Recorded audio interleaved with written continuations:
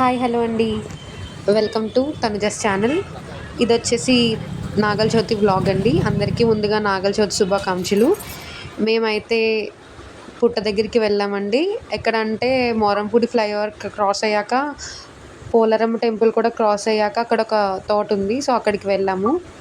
So ట్రెడిషనల్గా నాగల చవితి పూజ ఎలా చేయాలో ఈ వీడియోలో మీరు చూడొచ్చు.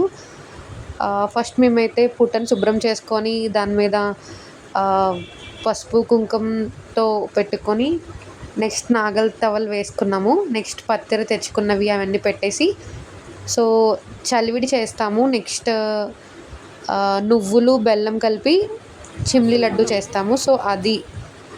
సో పర్సన్ అందరూ కూడా చిమ్లీ లడ్డు, చలివిడి, పాలు, ఇంకా ఎగ్ ఇవన్నీ మేము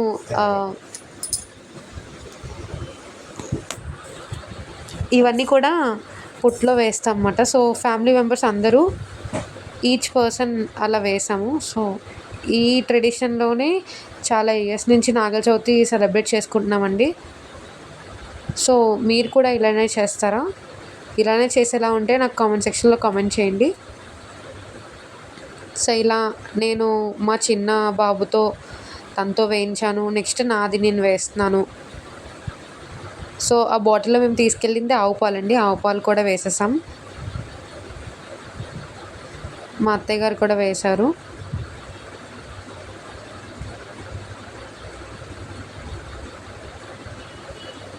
సో అందరూ వేసేసాక నెక్స్ట్ ఇంకా హారతి ఇచ్చేసి కొబ్బరికాయ కొడితే ఈ నాగల చవితి పూజ కంప్లీట్ అవుతుందండి. సో మా హస్బెండ్ కొబ్బరికాయ కొట్టి ఇచ్చేశారు. మా అత్తయ్య గారు హారతి వెలిగించారు. సో ఈ విధంగా మేము నాగల చవితి పూజనైతే కంప్లీట్ చేసుకున్నాం. Thanks for watching. Please subscribe.